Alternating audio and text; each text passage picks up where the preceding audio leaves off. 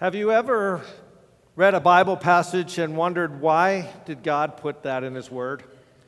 What could God possibly be speaking to us in that passage? Maybe it's a sentence or a phrase. Have you ever had that happen to you?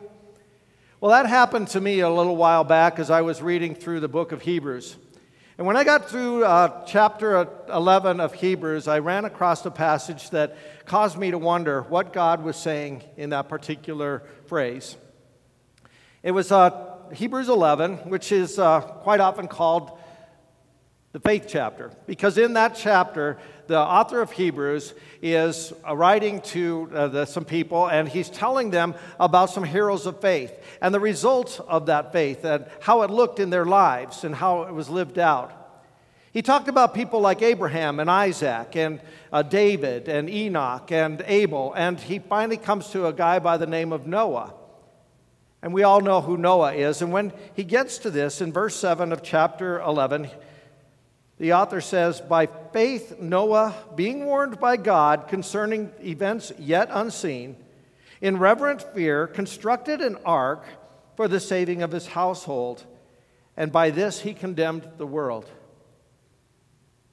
I don't know if you noticed that, but that last phrase puzzled me. By faith, Noah condemned the world. How does that happen? Today, we're starting a sermon series here at Peace Lutheran Church. It's called Exclusive. Is Christianity Really Exclusive? Now, the reason that we're doing this sermon series is because last winter we asked for feedback from you. We asked you to go talk to your neighbors and your friends and to find out what kinds of issues or questions that they had that we might address, that we might be able to reach out to our community with Christ. And one of the themes that came up was that a lot of times people wonder about Christianity and they find us to be exclusive. That we're condemning and condescending, that we look down our nose at other people and other faiths, and that we're closed-minded.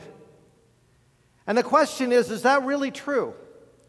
Are we as Christians really condescending? Are we exclusive and don't include other people in our faith? Well, when we look at a passage like Hebrews chapter 11 and verse 7, when it talks about Noah, you know what? The truth is that maybe that is true, isn't it?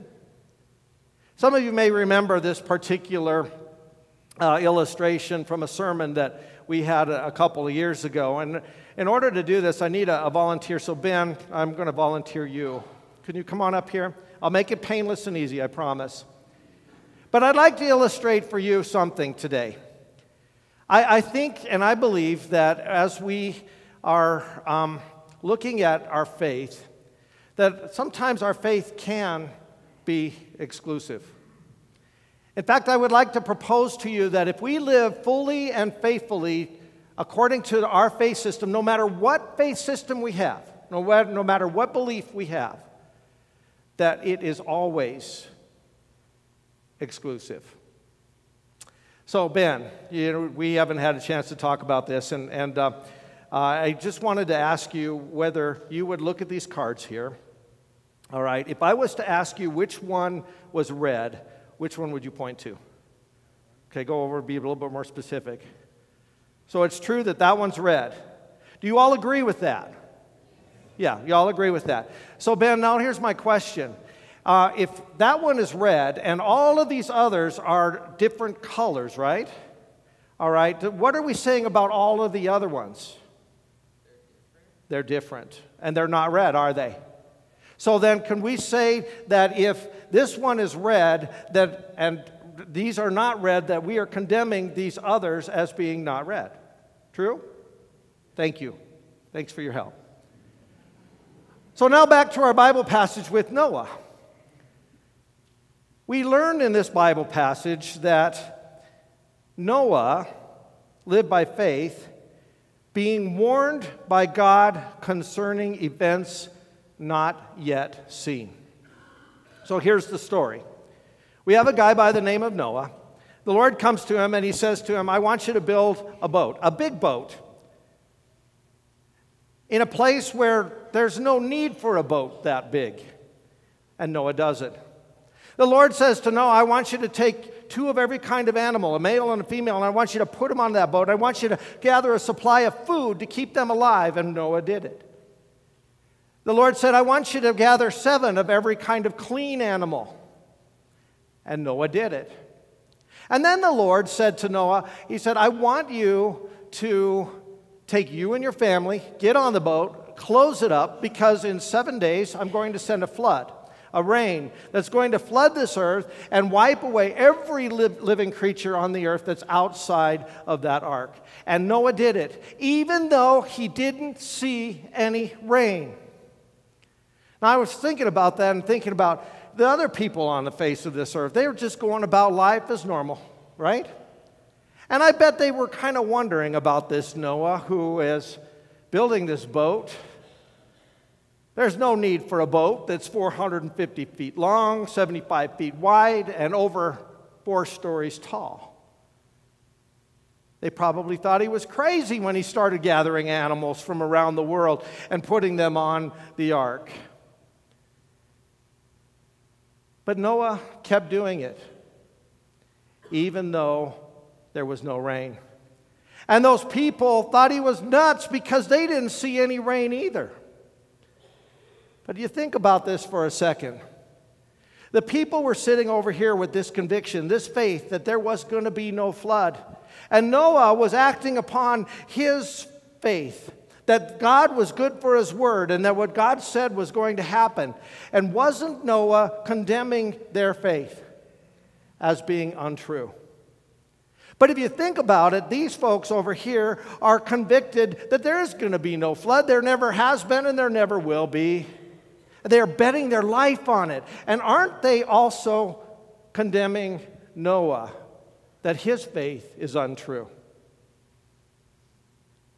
Well, back to our cards over here.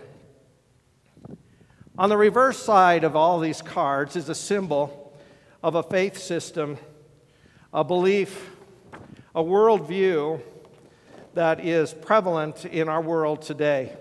Now, this isn't a complete list, and it's a little bit different than maybe some of the bumper stickers that you've seen over the course of the years.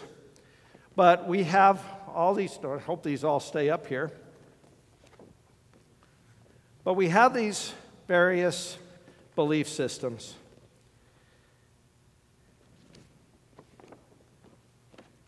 And if I was to ask you today, which one of these is true, which one would you point to? I would hope that all of us would point to this one. A symbol of Christianity, of Jesus Christ, who died on the cross and rose again, as being true. But if we say that this one is true, what are we saying about all of the rest of these? They're not true, right? Are not we condemning them? Now, I have to applaud the creativity of the individual who got the idea of taking all these symbols and spelling out the word coexist. But my question is, can we hold on to all of these as being true at the same time? Can they coexist together as being true? They can't. Can even 2 of them agree totally as being all entirely true? I don't think so. Let me illustrate. This green one is a symbol for science. Now, science, as a Christian, I believe, is a wonderful gift from God. It helps us to explain and understand and describe the world as God made it and the order in which He made it. But those that look at science as their source of information on how we got here and where we came from and our purpose for living,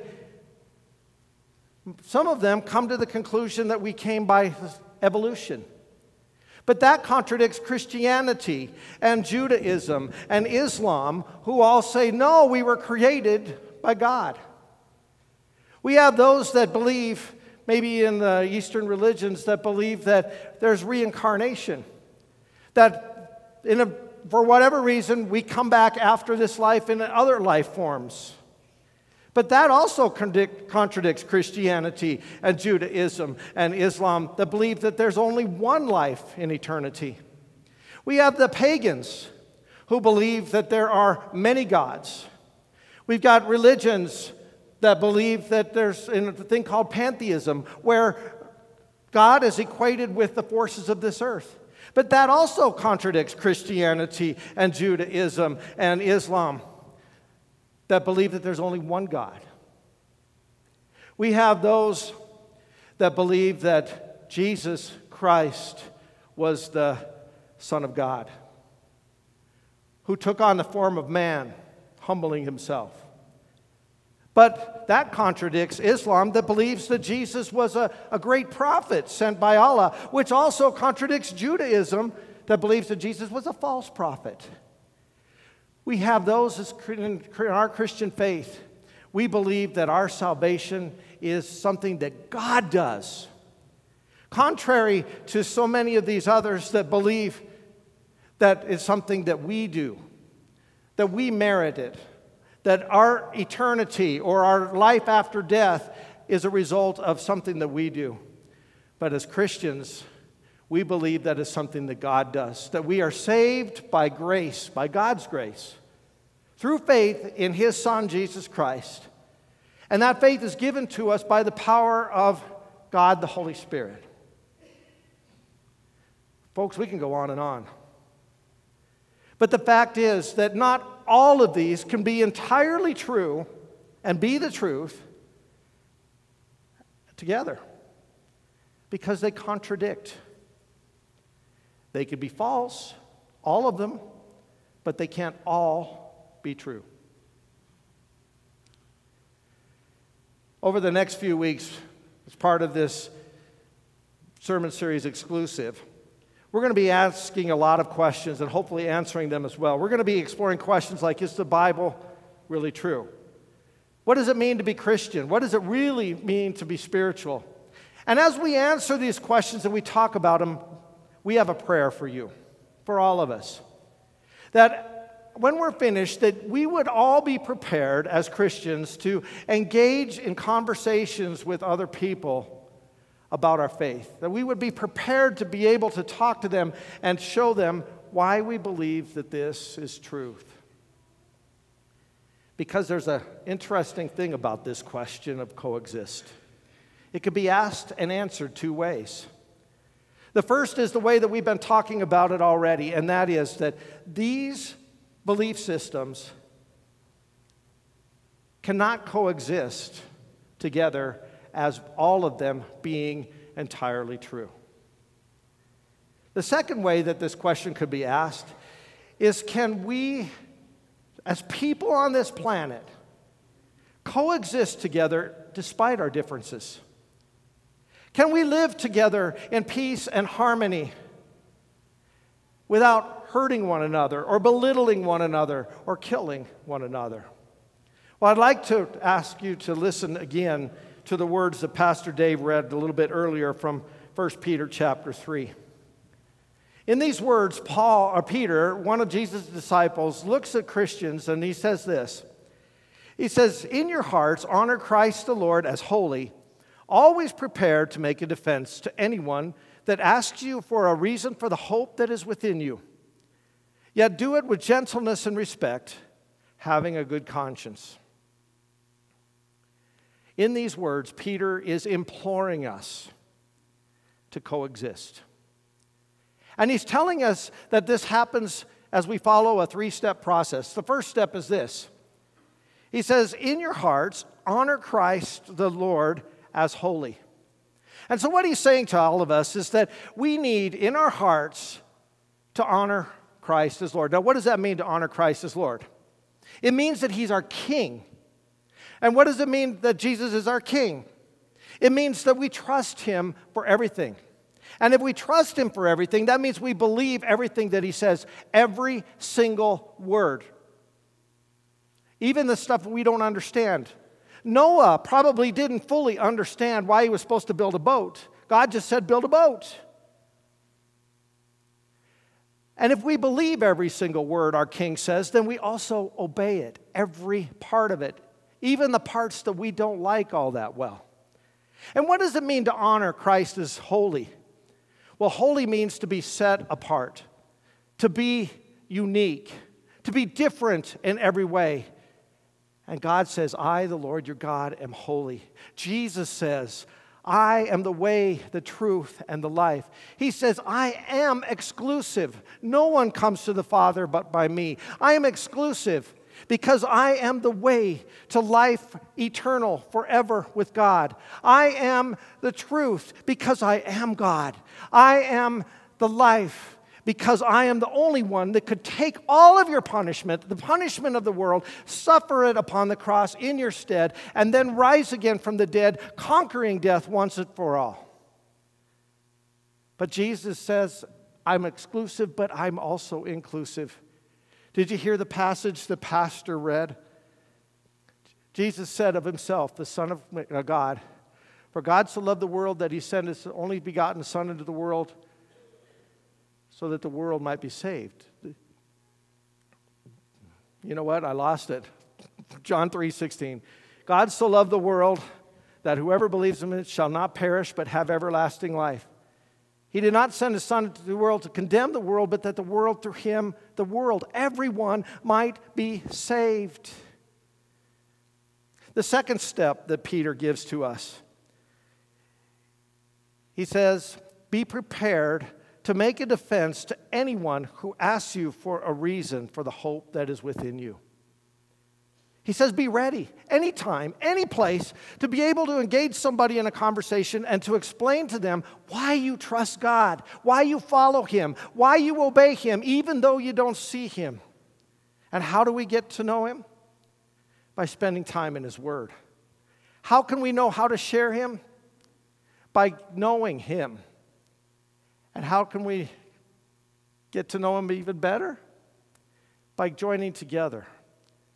Spending time in his word together and learning from one another. And the third step that Peter offered is this.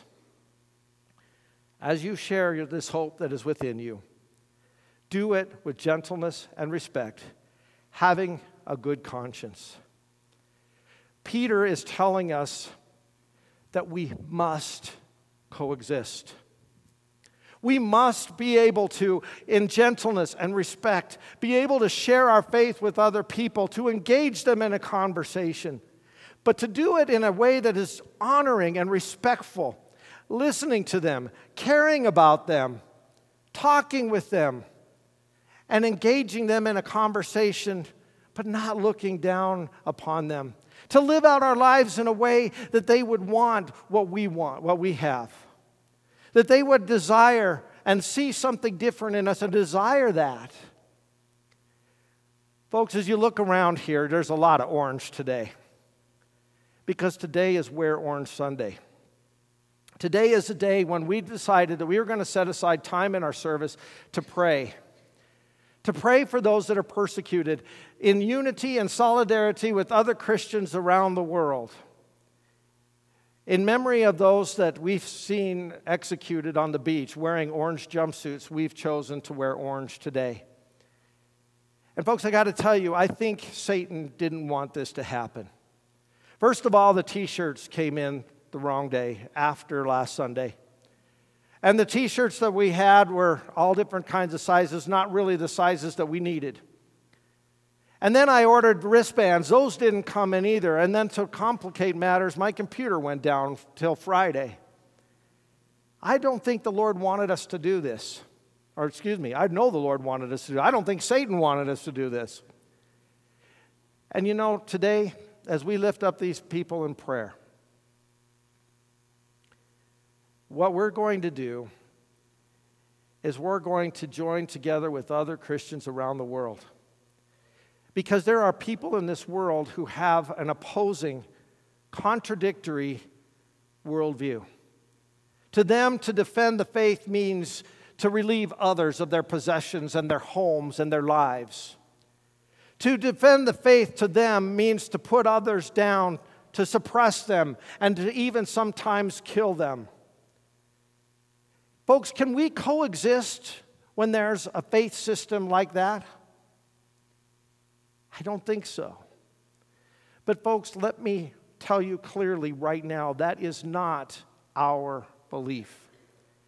We have a King Jesus who loves and cares, and his word for us is to love your enemies. Pray for those who persecute you. This King Jesus comes to us and he says, come to me in prayer. Now, some in our world might look at us and say, you're weak. To pray to somebody you can't see.